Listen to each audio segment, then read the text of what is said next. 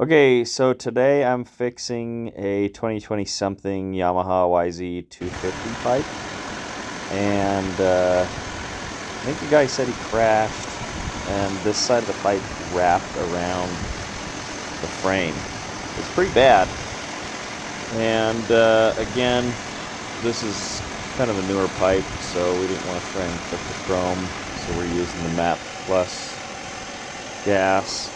It doesn't get really hot, and it takes a long time, but you can see where the pipe is bent around the frame. And we might end up having to do a little bit of fitting on the bike to make sure that this works right.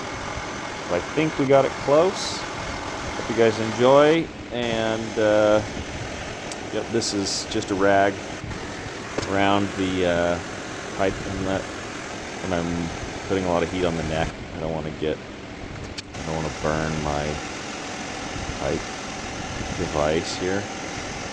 So that's what's going on with that. Just checking the pressure on this. And let's see me cool it off with some water in a minute. Here. And I check shape. So I flatten out this section with the hammer. Hope you enjoy. Please like and subscribe.